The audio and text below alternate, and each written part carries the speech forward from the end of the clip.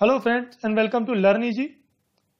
दोस्तों, भारतीय अर्थव्यवस्था की श्रृंखला के इस पार्ट में हम बात करेंगे बैंकिंग प्रणाली की, और बैंकिंग प्रणाली में हमारा दूसरा पार्ट होगा। इसके पहले हमने बैंकिंग प्रणाली से संबंधित एक और वीडियो उपलब्ध कराया था आप लोगों को, जो अगर आप लोगों ने देखा है तो बहुत ही अच्छी बात है। अगर आपने मिस किया है तो उसकी लिंक भी मैं इस वीडियो के डिस्क्रिप्शन में ऐड कर देता हूँ, जहाँ से आप उसको भी देख सकते हैं। अगर आपने बैंकिंग प्रणाली के बेसिक्स को मिस किया है तो उसकी लिंक भी मैंने इस वीडियो के डिस्क्रिप्शन में डाल दी है, वहां से आप जाकर देख सकते हैं।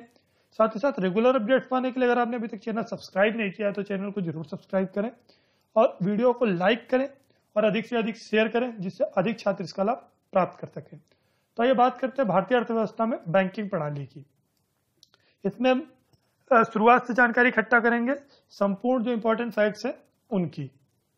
तो भारत का जो पहला बैंक था वह बैंक ऑफ हिंदुस्तान था। बैंक ऑफ हिंदुस्तान ये भारत का पहला बैंक था और जिसकी स्थापना 1770 ईस्वी में की गई थी। 1770 ईस्वी में स्थापित होने वाला बैंक बैंक ऑफ हिंदुस्तान यह यूरोपीय प्रबंधन पर आधारित था। जो बैंक ऑफ हिंदुस्तान था वह यूरोपीय प्रबंधन पर आधारित था और इसकी स्थापना जो है पश्चिम बंगाल का जो कलकत्ता है वहां पर की गई थी। तो पश्चिम बंगाल के कलकत्ता में बैंक ऑफ हिंदुस्तान 1770 ईस्वी में भारत का पहला बैंक था, जो कि यूरोपीय प्रबंधन पर आधारित था। अब बात करते हैं कि भारत का सबसे पुराने बैंक की जब बात आती है तो वो इलाहाबाद बैंक है। पुराना मतलब देखिए, पहला और पुराने में डिफरेंस क्या होता है कि जो पहला होता है वो जो सबसे पहले स्थापित होता है वो, लेकिन जो पुराना होता है जो वर्तमान में भी उपलब्ध हो। मतलब जो पुराना है बैंक इलाहाबाद बैंक है, जो कि आज भी बैंक जो ये सुचारू रूप से जारी है। और इलाहाबाद बैंक की जो स्थापना हुई थी वह 1865 ईस्वी को की गई थी। तो इलाहाबाद कब स्थापित हुआ? इलाहाबाद बैंक ये 1865 को स्थापित हुआ। ईस्ट इंडिया कंपनी जो कि भारत पर राज कर रही थी, इसने 3 बैंकों की स्थापना की थी। कौन कौन सी 3 बैंकें थी? Bank of Bengal, bank of Bombay और बैंक ऑफ मद्रास। ये 3 बैंकें स्थापित की गई थी। कब कब स्थापित की गई थी? बैंक ऑफ बंगाल स्थापित की थी ईस्ट इंडिया कंपनी ने 1809 में। इसके बाद ईस्ट इंडिया कंपनी ने बैंक ऑफ बॉम्बे की स्थापना की 1840 में और बैंक ऑफ मद्रास की स्थापना की 1843 में। तो ये 3 बैंकें जो थी ये आगे चल के किस प्रकार से इंपीरियल बैंक होकर स्टेट बैंक बनी उसकी चर्चा करते हैं संपूर्ण रूप से। तो ये जो 3 बैंकें थी, bank of Bombay, bank of Madras और बैंक ऑफ बंगाल, इन तीनों का 1921 में विलय हुआ और इन तीनों को मिलाकर इंपीरियल बैंक की स्थापना की गई। तो अब यहां पर जो 3 बैंकें थी 1809, 1840 और 1843 में स्थापित होने वाली, उन तीनों का 1921 में विलय हुआ और एक नई बैंक स्थापित हुई जिसका नाम इंपीरियल बैंक रखा गया। इसके बाद वर्ष 1955 में जब भारत स्वतंत्र हो गया, इंपीरियल बैंक का राष्ट्रीयकरण किया गया और इंपीरियल बैंक का नाम बदलकर स्टेट बैंक ऑफ इंडिया किया गया। तो इस प्रकार जो एसबीआई हमारी स्टेट बैंक ऑफ इंडिया, उसकी स्थापना कब हुई? मूल रूप से अगर देखा जाए तो वर्ष 1955 में जब इंपीरियल बैंक का राष्ट्रीयकरण हुआ, उस समय स्टेट बैंक का नया नाम जारी हुआ। इसके बाद जो एसबीआई की स्थापना हुई या राष्ट्रीयकरण हुआ इंपीरियल बैंक का, तो इसकी जो सिफारिशें की गई थी वह गोरेवाल कमेटी के द्वारा की गई थी। तो यहां पर यह स्पष्ट कर सकते हैं कि गोरेवाल कमेटी किससे संबंधित है? हमारी स्टेट बैंक ऑफ इंडिया के राष्ट्रीयकरण से संबंधित है।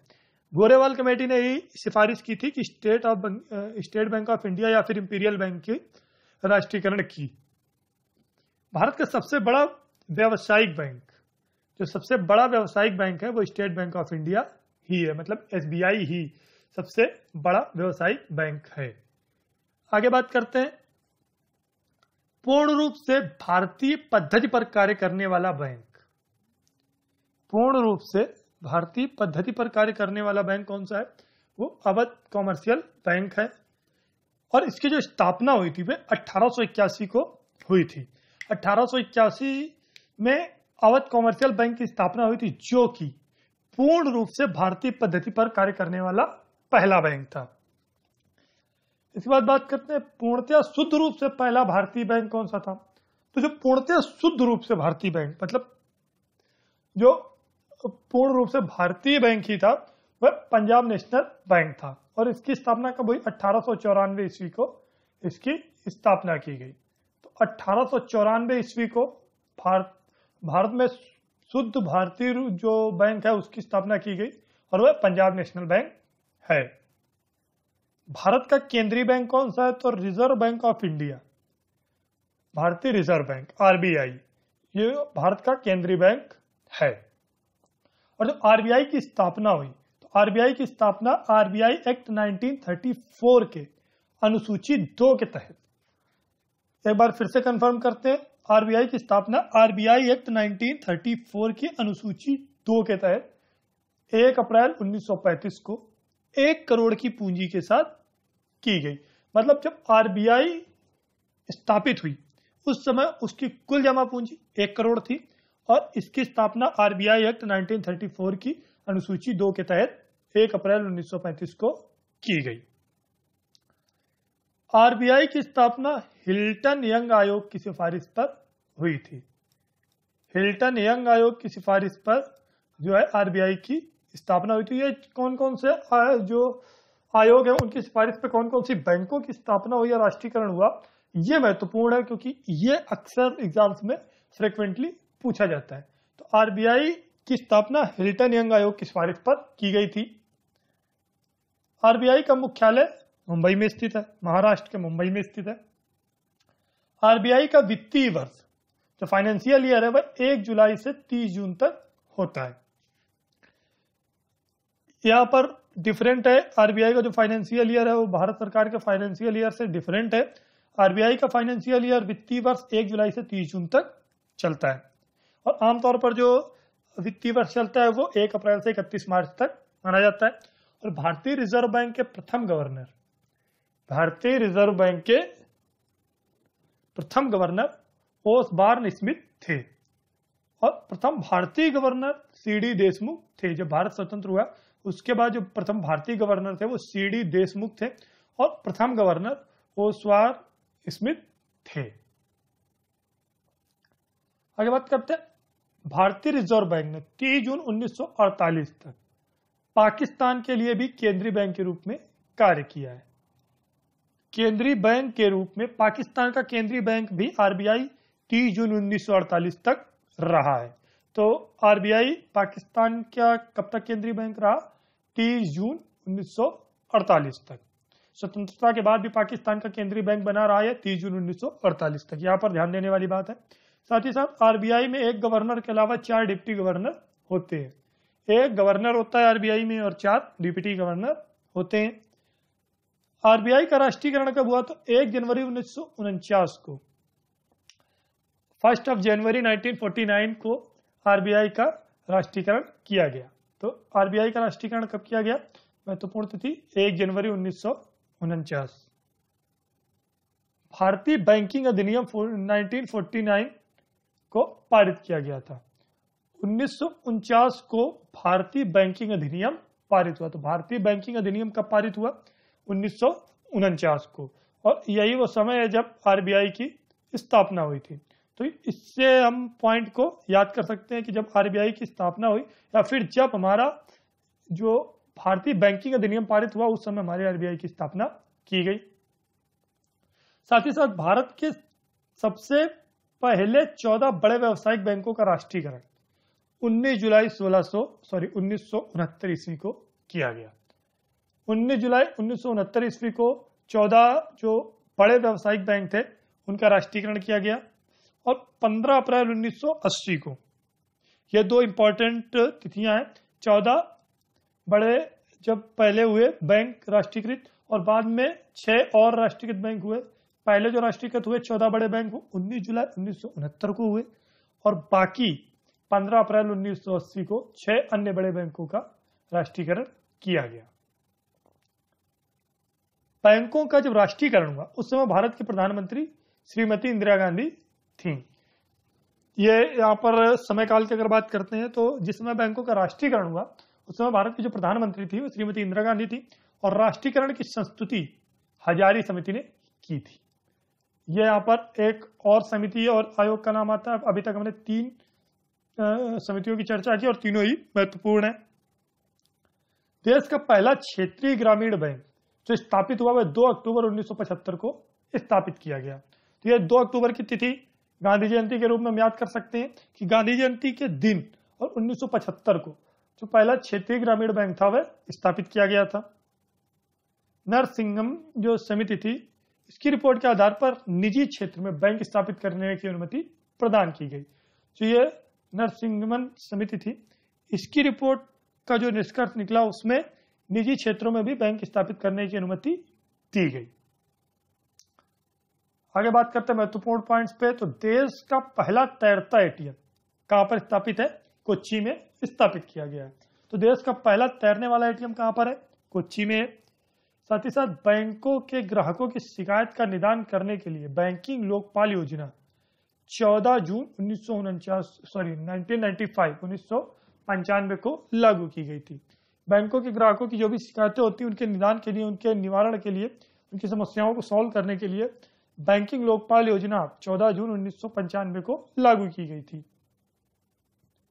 न्यू बैंक ऑफ इंडिया का विलय पंजाब नेशनल बैंक में 4 सितंबर 1993 को किया गया था। आगे बात करते हैं कि 1985 में 1985 में संयुक्त वाणिज्यिक बैंक यूनाइटेड कॉमर्शियल बैंक जो था उसने अपना नाम बदलकर यूको बैंक रखा गया। जो संयुक्त वाणिज्यिक बैंक था वो 1985 में उसका नामकरण चेंज हुआ और यूको बैंक उसका नाम रखा गया। यूटीआई बैंक लिमिटेड की स्थापना 2 अप्रैल 1994 को की गई और बाद में इसका नाम बदलकर 30 जुलाई 2007 को एक्सिस बैंक ऑफ इंडिया कर दिया गया। एक्सिस बैंक जो कि एक चर्चित बैंक है प्राइवेट सेक्टर का, तो पहले इसका क्या नाम था? यूटीआई बैंक लिमिटेड, और इसकी स्थापना 2 अप्रैल 1994 को हुई थी और बाद में 30 जुलाई 2007 को इसका नाम बदलकर एक्सिस बैंक ऑफ इंडिया रखा गया। बात करते हैं कि देश में सबसे अधिक शाखाओं वाला बैंक कौन सा है? तो एसबीआई की शाखाएं भारत में सबसे अधिक है। बैंकों में ग्राहक सेवा सुधार से संबंधित समिति गोईपोरिया समिति है। तो गोईपोरिया समिति किससे संबंधित है? बैंकों में जो कस्टमर सर्विसेज हैं उनके सुधार से संबंधित समिति गोईपोरिया समिति है। National electronic fund transfer NEFT, जब हम इंटरनेट बैंकिंग से फंड को ट्रांसफर करते हैं तो इसमें एक RTGS के बाद एक ये भी ऑप्शन आता है NEFT का, तो इसका फुल फॉर्म है नेशनल इलेक्ट्रॉनिक फंड ट्रांसफर। देश में कब चालू हुआ NEFT? 2005 में, अक्टूबर 2005 में इसकी शुरुआत की गई। तो NEFT अक्टूबर 2005 में शुरू किया गया था। भारतीय मुद्रा जो रुपया है उसके प्रतीक का जो अनुमोदन हुआ वो सरकार ने 15 जुलाई 2010 को किया था। तो भारतीय मुद्रा का अनुमोदन 15 जुलाई 2010 को किया गया। साथ ही साथ डाक सामग्री महत्वपूर्ण है। डाक सामग्री, डाक ticket, judicial and non judicial stamps, RBI और स्टेट बैंक के चेक, बॉन्ड्स, NSC, किसान विकास पत्र, पोस्टल ऑर्डर, पासपोर्ट, सुरक्षा दस्तावेज और promissory note bank security press में छापे जाते हैं।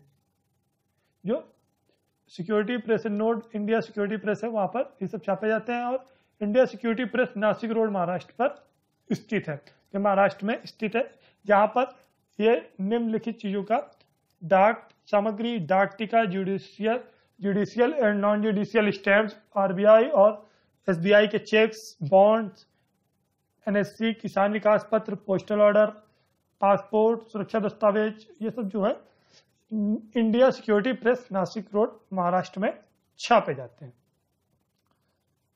5 रुपए, 10 रुपए, 50 रुपए, 100 रुपए और 500 रुपए। 5 रुपए, 10 रुपए, 50 रुपए, 100 रुपए और 500 रुपए के बैंक नोट जो है ये भी नासिक रोड में जो प्रेस है, currency note press Nashik road पर, वहां पर छापे जाते हैं। सिक्योरिटी पेपर मिल होशंगाबाद MP में स्थित है।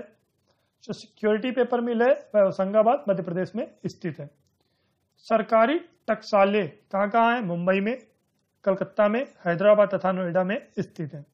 सरकारी टकसालें मुंबई, कलकत्ता, हैदराबाद और नोएडा में स्थित है। सो फ्रेंड्स, इस वीडियो में हमने चर्चा की महत्वपूर्ण बैंकिंग प्रणाली की। अपने आने वाले वीडियोस में हम अन्य महत्वपूर्ण जानकारियों के साथ इकट्ठा होंगे। So friends, thanks for watching and don't forget to like this video and share as much as possible, because as much you will share, अधिक से अधिक लोग इसका ज्ञान प्राप्त करेंगे। रेगुलर अपडेट्स के लिए चैनल को जरूर सब्सक्राइब करें। And if you want to join us on Facebook, the link is in description. Thanks for watching. Thank you.